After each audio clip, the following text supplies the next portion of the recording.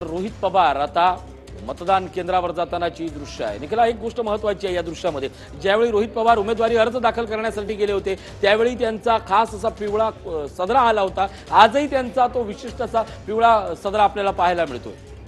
नक्कीच रोहित पवार आता या ठिकाणी मतदानासाठी पोहोचलेले आहेत। शरद पवार यांचे नातू म्हणून त्यांची ओळख आहेच, मात्र त्याचबरोबर रोहित पवार यांनी स्वतःची देखील एक वेगळी ओळख निर्माण केली। जसं ऋषी तुम्ही म्हणालात की रोहित पवार यांनी आधी देखील उमेदवारी अर्ज भरताना देखील पिवळ्या रंगाचा कुर्ता घातला होता, आज मतदान करताना देखील तसाच कुर्ता घातलेला आपल्याला पाहायला मिळतो। आतापर्यंत जर ऋषी आपण पाहिलं तर पवार कुटुंब अगदी संपूर्ण कुटुंब एकत्र मतदानासाठी जाताना दिसतं, मात्र आज इथे रोहित पवार आपल्या काही सहकाऱ्यांना घेऊन या ठिकाणी मतदानासाठी आलेले आपल्याला दिसतायत। नक्कीच आपण बघतोय की आज पवार कुटुंबाची जेव्हा पहिली दृश्य आली ती बारामती काठेवाडी, नंतर शरद पवार यांची दृश्य आली ताडदेव मतदारसंघातली, आणि आता रोहित पवार यांची ही आपण दृश्य पाहतोय। मतदान केंद्रावर मतदानाचा हक्क बजावतानाची दृश्य आहेत। खरं तर ही कडवी लढत आहे। कर्जत जामखेडचा परंपरागत असलेला मतदारसंघ आणि त्याला रोहित पवार यांनी दिलेलं कडवं आव्हान, यामुळे हा संपूर्ण मतदारसंघ किंवा ही संपूर्ण लढाई चर्चित ठरते आहे। नक्कीच, आणि ते दृश्य आपण पाहतो या ठिकाणी रोहित पवार मतदानासाठी पोहोचलेले आहेत। मतदान झाल्यानंतर ते पुन्हा एकदा मीडियाशी येऊन बोलतील आणि या संदर्भातली आपली प्रतिक्रिया देखील देतील।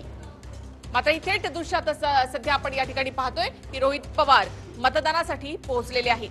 आज सकाळीच शरद पवार, सुप्रिया सुळे यांनी आपल्या नात आणि नातवासह मतदान केलेलं आहे। आणि आता अधिक माहिती आपण घेऊयात आमचे प्रतिनिधी समीर भिसे यांच्याकडून। समीर, रोहित पवार आता मतदानासाठी पोहोचले। आता रोहित पवार यांनी आपला मतदानाचा हक्क जो आहे तो बजावलेला आहे आणि थोड्याच वेळात रोहित पवार जे मतदानाचा हक्क बजावून बाहेर पडतात। आपण पाहू शकतो आता त्यांनी धावता का होईना हा मतदारसंघ गाठला असं म्हणायला हरकत नाहीये, कारण का आता त्यांनी आपला मतदानाचा हक्क जो आहे बजावला। आपल्यासोबत रोहित पवार येतात। रोहित पवार आपल्यासोबत, दादा मतदानाचा हक्क तुम्ही बजावला अगदी आपल्यासोबत, दादा मतदानाचा हक्क तुम्ही बजावला अगदी काही मिनिटं आपण म्हणूया उरले असताना। हो नक्कीच, कारण की सकाळी मी मतदारसंघामध्ये होतो, तिथे असणारे कार्यकर्ते हे माझ्यासाठी झटत होते। तिथे सर्व मतदार त्या ठिकाणी उत्साहाने माझ्यासाठी त्या ठिकाणी येत होते, तर त्या ठिकाणी जाऊन मला त्यांचं स्वागत करायचं होतं, त्यांना भेटायचं होतं। आणि शेवटी सगळ्यात महत्त्वाचं काय की संविधानाने दिलेला हा हक्क हा आपण बजवायचा होता, म्हणून आज या ठिकाणी शेवट पण आलो तरी, आणि माझा आता हक्क आम्ही त्या ठिकाणी बजावला आहे। काय वातावरण तुम्हाला दिसतं? एकंदरीतच मतदानाची टक्केवारी घसरणार की काय असं दिसत होतं, पण सध्या मतदान आपण ज्या पद्धतीने होताना दिसतंय त्याबद्दल काय? नाही, ओव्हरऑल जर तुम्ही अख्ख्या राज्यामध्ये बघितलं टक्केवारी मोठ्या प्रमाणात वाढते आहे। अनेक ठिकाणी पाऊस असताना सुद्धा लोक तिथे जाऊन मनापासून तिथं मतदान करतायत, आणि जेव्हा असं वातावरण असतं त्या ठिकाणी परिवर्तन हे होतच असतं। का 2019चं लोकसभेचं जेव्हा इलेक्शन होतं त्यावेळेस लोकांना परिवर्तन करायचं होतं, पण त्या काळामध्ये थोडंसं भावनिक राजकारण झाल्यामुळे काही प्रमाणात थोड्या वेळासाठी तरी लोक भावनिक झाली होती, आणि त्या भावनेच्या भरात तिथं मतदान हे BJPच्या साईडली झालं। पण आता हे राज्याचं इलेक्शन आहे, त्यावेळेस झालं, त्यात लोकांची पण चूक नव्हती। शेवटी भावना या देशाबद्दल असतातच, पण या ठिकाणी आपण बघितलं राज्याचे विषय महत्त्वाचे आहेत। आज बेरोजगारी मोठ्या प्रमाणात, शेतकऱ्यांना अडचणी आहेत, ह्या सगळ्या गोष्टी बघितल्या तर आता लोक स्वतःच्या वैयक्तिक गोष्टीसाठी भावनिक झालेत। म्हणजे वाढलेलं मतदान नेमकं कोणाच्या बाजूने जाईल आणि रोहित पवार यांना स्वतःला किती विश्वास वाटतो जिंकण्याचा? त्याचबरोबर प्रश्न असा की एकंदरीतच प्रश्न असा आहे की ज्या पद्धतीने तुम्ही प्रचार केला, तुमचा घसा सुद्धा आता बसला असं दिसतंय, म्हणजे प्रचार जोरदार झालेला आहे। काय आत्मविश्वास वाटतो एकंदरीतच कर्जत जामखेडचे मतदान बघता, लोकांचा रिस्पॉन्स बघता स्वतःच्या विजयाबद्दल? नाही, एक कसं आहे, लोकांशी चर्चा करून मी सातत्याने बोलतोय की कर्जत जामखेडचं इलेक्शन हे सर्वसामान्य लोकांनी हातात घेतलंय।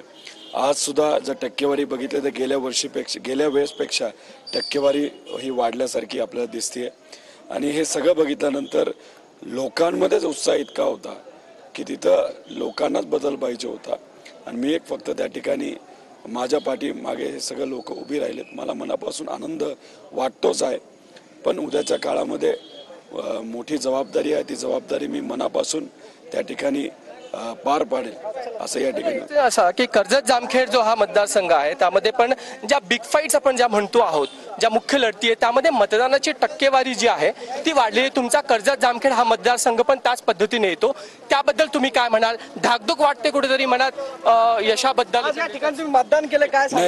नाही एक शेवटी कसं आहे की माझं सातत्याने लहानपणीपासून एकच म्हणणं असतं की तुम्ही वर्षभर जर अभ्यास केला तर त्याला परीक्षा आल्यानंतर घाबरण्याची काही जरूरत नसते. तिथे असणारे मी असेल, तिथे असणारे आमचे कार्यकर्ते असतील, पदाधिकारी असतील, यांनी मनापासून अनेक दिवसापासून त्या ठिकाणी कष्ट घेतलेत आणि कष्ट घेत असताना आम्ही सातत्याने सर्वसामान्य लोकांशी संवाद साधला आणि लोकांचा विश्वास जेव्हा तुम्ही तुमच्याकडे संपादित करता तेव्हा परिवर्तन हे होतं हे तुम्हाला माहितीच असतं. त्यामुळे शेवटच्या काळामध्ये टेन्शन घेऊन कधीही काय त्यातून आपल्याला मिळत नसतं. आनंदाने राहिलं पाहिजे, आपल्या कार्यकर्त्यांना ताकद दिली पाहिजे, लोकांचा जो उत्साह असतो त्यातून आपण प्रेरणा घेतली पाहिजे आणि अशा प्रकारे हे इलेक्शन आजचं आता संपेल थोड्या वेळात. आज कर्जत जामखेडमध्ये आम्ही सर्वांनी ते बघितलं आहे. प्रश्न एक असा की परळी हा जो मतदारसंघ आहे खूप गाजताना दिसतोय, बहीण भावाचं जे नातं आहे त्यामध्ये पण कुठेतरी ते चर्चेला राहिलं, त्याबद्दल तुम्ही काय म्हणाल? तुमचं काय बोलणं धनंजय मुंडेशी याबाबत झालं का? नाही बघा, धनंजय मुंडे साहेब स्वतःची लढत लढतायत, मी सुद्धा लढतोय. त्या ठिकाणी जर आपण बघितलं त्यांचं एक कुठलं तरी वक्तव्य होतं, ते काही प्रमाणात त्याचं राजकारण करण्याचा काही लोकांनी प्रयत्न केला. ते फक्त एक राजकीय स्टंट होता असं अनेक लोकांचं म्हणणं होतं आणि माझंही तेच म्हणणं आहे की भावनेच्या भरामध्ये एखादा शब्द त्याचा अर्थ आपल्याला खरं वेगळा म्हणायचा असतो, तो काही लोक त्याचा वेगळा अर्थ काढतात, त्याच्या व्यतिरिक्त कुठलेही नसतं. कारण शेवटी ही राजकीय लढत असली ते दोघं ते भाऊ बहीण आहेत आणि भाऊ बहिणीचं नातं हे फार वेगळं असतं.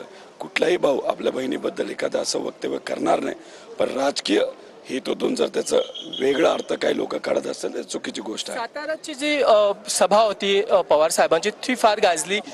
भर पावसामध्ये त्यांनी एकंदरीत चुरस कुठेतरी निर्माण केली का त्या एका भाषणामुळे? त्यांनी ज्या पद्धतीने त्यांनी सभा घेतल्या, जी एकतर्फी वाटत होती लढत, ती कुठेतरी त्यांनी चुरशीची केली. नाही बघा, एक या वयामध्ये त्या ठिकाणी जेव्हा पाऊस पडत होता, पवार साहेब म्हणले असते की त्या ठिकाणी छत्री सुद्धा त्यांनी वापरली असते, पण त्यांनी फायटिंग स्पिरिट पवार साहेबांनी दाखवून दिलं. तिथे अनेक लोक उपस्थित होते आणि तिथे लोक भिजत होते. पवार साहेबांनी छत्री न घेता त्या ठिकाणी सर्वसामान्य लोक ज्या पद्धतीने त्या ठिकाणी तिथं सभा ऐकत होते त्याच पद्धतीने साहेबांनी संबोधित केलं. लोक साहेबांबद्दल भावनिक आहेतच आणि तो इन्सिडन्स बघितल्यानंतर लोकांचं जे प्रेम होतं काही प्रमाणात ते नक्कीच त्या ठिकाणी वाढल्यासारखं आपल्याला वाटत असेल. पण शेवटी पवार साहेबांबद्दल आदर हा कायमस्वरूपी लोकांच्या मनामध्ये आहेच. एक राजकीय क्षेत्रात असून तुम्ही काय म्हणाल की ज्या पद्धतीने त्यांनी सभा घेतल्या त्यांच्याकडून काय शिकण्यासारखं वाटतं? एक राजकीय नेता म्हणून क्षेत्रात असताना सुद्धा आणि पुतण्या म्हणून पण सर्वसामान्य लोकांसाठी शेवटपर्यंत लढत राहायचं, कार्यकर्त्यांसाठी लढत राहायचं, हे आपण पवार साहेबांकडनं सातत्याने शिकू शकतो.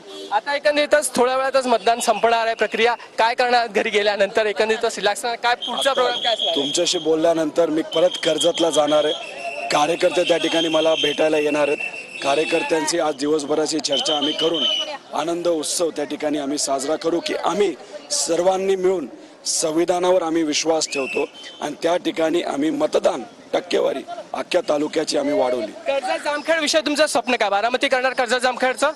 काय करणार? जामखेडचं वेगळं मॉडेल त्या ठिकाणी केलं जाणार आणि कर्जत जामखेडचं मॉडेलची चर्चा अख्ख्या राज्यात आणि देशामध्ये व्हावी अशी माझी इच्छा आहे. नक्कीच धन्यवाद बातचीत केल्याबद्दल. हे होते रोहित पवार ज्यांनी विश्वास व्यक्त केलेला आहे की एक वेगळं मॉडेल नक्कीच कर्जत जामखेडचं उभं राहणार आहे. त्याचबरोबर आता ते कर्जत जामखेडमध्ये जाऊन आपल्या जे त्यांचे कार्यकर्ते आहेत त्यांची सुद्धा भेट घेणार आहे की